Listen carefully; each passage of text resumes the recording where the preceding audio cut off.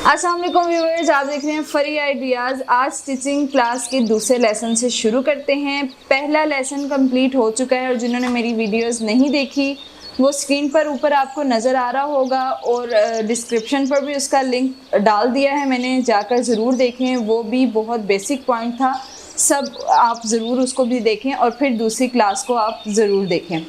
अभी जो दूसरी क्लास है वो क्लास ये है कि आपकी परफेक्शन, आपकी प्रैक्टिस आपने कैसे करनी है। जो बिल्कुल न्यू होते हैं स्टिचिंग में, जो बिल्कुल न्यू लोग होते हैं उनके लिए प्रैक्टिस बहुत ज़रूरी होती है। उसके लिए आप अखबार, ब्राउन पेपर्स, किसी भी पेपर्स का इस्तेमाल कर सकते हैं जो आपको बहुत कम वक्त में बहुत अच्छी प्रैक्टिस करवा सकता है, बजाय इसके कि आप फौरी तौर पर कपड़े पर शुरू हो जाएं।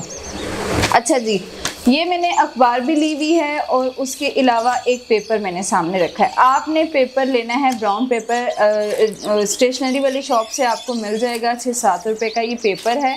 चंद पेपर्स में आपकी परफेक्ट प्रैक्टिस हो जानी है और आप फिर कपड़े पर कभी भी मिस्टेक नहीं कर सकते।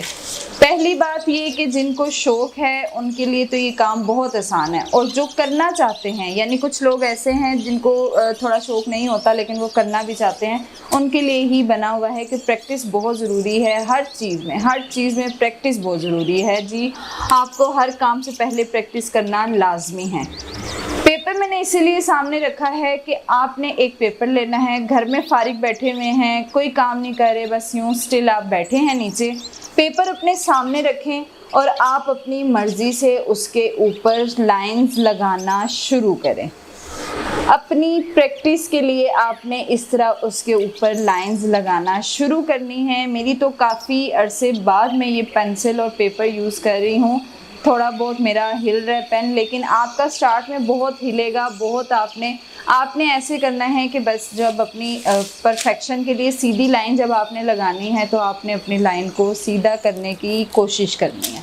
बस किसी भी तरीके से मार्कर सीधा रखें, उल्टा रखें, आपने अपनी लाइन को सीधा करने की कोशिश करनी है। ये पहला पॉइंट हो गया।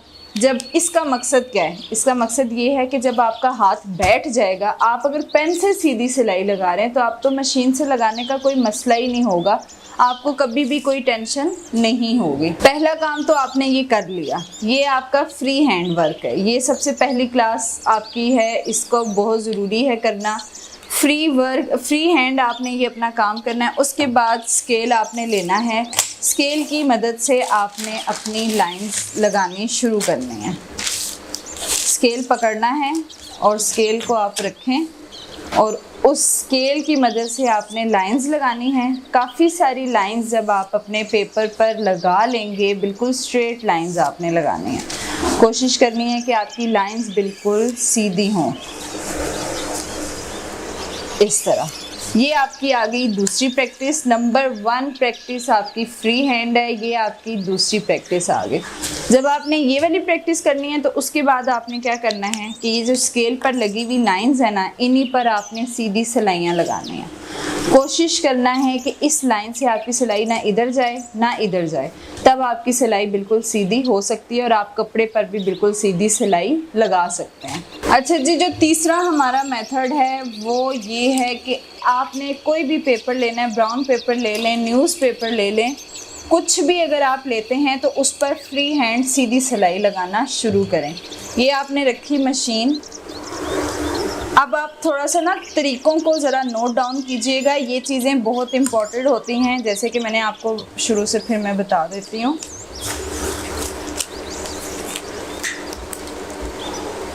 जैसे मैंने आपको पिछली क्लास में बताया कि आपने इन दोनों धागों को हमेशा पीछे की तरफ करना है, फिर इसके बीच में कपड़ा रखना है। जो कपड़ा ज़्यादा वाला होता है ना, उसको हमेशा साइड पर रखते हैं। इसी तरह आपने पेपर को भी रखना है। फिर यहाँ से धागे को हल्का सा लूज़ करके आपने हाथ की मदद से 2 टांके उठाने हैं। उसके बाद आपने अपनी मशीन की स्पीड तेज़ करनी है। अच्छा, अब ये ज़रा हाथों के रुख को आप देखिएगा। ये हमारा स्टार्ट है, इसमें आपने फ्री हैंड सीधी सिलाई लगानी शुरू करनी है। जब आपका थोड़ा सा बैक पे कपड़ा आ जाता है, फिर आपने यहाँ से कपड़े को पकड़ना है। इस तरह बेशक पकड़े मत, सिर्फ ऊपर हाथ रख लें और अगले हाथ को इस तरह से रखें और आपने साथ साथ फ्री हैंड सीधी सिलाई लगाने की कोशिश करनी है। कोशिश आपने करनी है कि बस सिलाई आपकी सीधी लगे। आप अगर मज़ीद ग्रिप करना चाहते हैं तो आप अपने दोनों हाथों को ऐसे इस्तेमाल कर सकते हैं, ऐसे।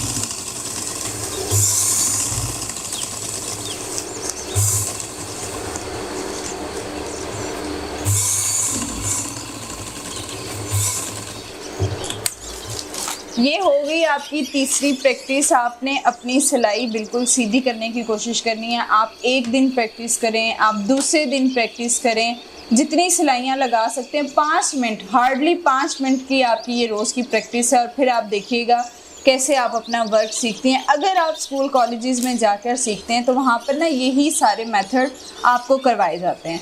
मैंने अभी घर में भी बहुत सारी लड़कियों को क्लासेस दी हैं, उनको मैंने यहीं से स्टार्ट करवाया। मैंने उनको डायरेक्ट कपड़े पर कभी भी नहीं लाया।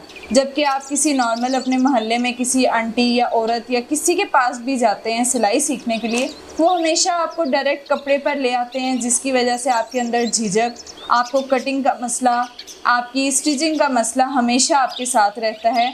ये होती हैं बेसिक चीज़ें। अगर आप स्कूल कॉलेज से कोर्सेज़ करेंगे तो आपको हमेशा यही चीज़ें सिखाई जाएंगी। और बड़े बड़े जो डिज़ाइनर्स बैठे हुए हैं, कभी आप उनकी रूटीन देखिएगा, अगर सर्च कीजिएगा, उनका भी बेसिक काम यही होता है। वो कभी भी पेपर वर्क के बगैर डायरेक्ट कपड़े पर नहीं आते। अच्छा जी, 3 चीज़ें जो मैंने हैं आपको बता दी हैं, आपने इन पर प्रैक्टिस करनी है। फ्री हैंड लाइंस, स्केल से लाइंस और मशीन की मदद से सीधी सिलाई। इसी के बीच में मैं आपको थोड़ा सा चौक यूज़ करने का भी मेथड बता देती हूँ। थोड़ा सा ये भी आपको मैं गाइड कर देती हूँ कि जब आप कपड़े पर किसी चीज़ की मदद से निशान लगाते हैं, बेहतर यही है कि आप ये टेलरिंग चौक ले लें। कुछ चीज़ें हैं जो 2-4 चीज़ें, वो भी मैं आपको बता दूँगी कि वो आपने हमेशा अपने पास रखनी है। अच्छा, निशान लगाने के जो तरीके हैं, सबसे पहले तो आपने ये देखना है ना कि आपका कपड़ा किस कलर का है। उस कपड़े पर कौन सा निशान सही तरह नज़र आ रहा है, कौन सा नहीं नज़र आ रहा, वो चीज़ें भी नोट डाउन करनी बहुत ज़रूरी हैं। निशान लगाने का तरीका क्या है, आपने बिल्कुल भी चौक को कभी इस तरह नहीं पकड़ना और ना ही चौक को कभी इस तरह दबा के पकड़ना है। ये चौक वरना दरमियान से टूट जाएगा। हमेशा चौक को ऐसे पकड़ा जाता है। ये चौक का तरीका है। फिर जहाँ आप निशान लगा रहे हैं वहाँ पे आपने निशान लगाना है। हमेशा ये कॉर्नर्स बने हुए हैं इस चौक के, ये 4 कॉर्नर्स होते हैं। आप इधर से अगर निशान लगाते हैं तो ज़्यादा बेहतर है, कॉर्नर्स यूज़ करें अगर तो वो ज़्यादा बेहतर है। आप ये कॉर्नर से निशान लगाना शुरू करें। किसी भी तरह का आपको निशान लगाना है, जैसे कि शोल्डर की कटिंग हो गई, आपने ये निशान लगाना है। थोड़ा सा जब आपने ये यूं किया, आपको यूं नहीं जाना। आपने जब ये यूं किया है तो फिर इसके बाद आपने यहीं से ऐसे निकल जाना है। चौक यहाँ से भी ये यूज़ हो रहा है। बस ये थोड़ा बहुत है कि आपने चौक को जो इस्तेमाल करना है, चौक का जो इस्तेमाल है, बस वो आपने ध्यान में रखना है कि आपका चौक टूटे ना, आपकी चौक को कोई मसला ना हो। अब ये है तो आपने यूं नहीं उठाना चौक को, यहीं से आपने ऐसे हो जाना है। ये वी शेप आ गई, ये चकोर है अगर तो इसको यूं करना है और यहाँ से यूं हो जाना है। उसके बाद गोल है तो गोल को आपने ज़रा सा चौक को लिटाना है नीचे, थोड़े से चौक को ऐसे नीचे की तरफ लिटा के फिर अब आपने गोल शेप देनी है, ये इस तरह से। कुछ जगहों पर चौक आपका ऐसे यूज़ होगा, कुछ जगहों पर ऐसे यूज़ होगा, कुछ जगहों पर बस आपने ये है कि थोड़ा डार्क करने के लिए आप चौक को बार बार ऐसे भी कर सकते हैं।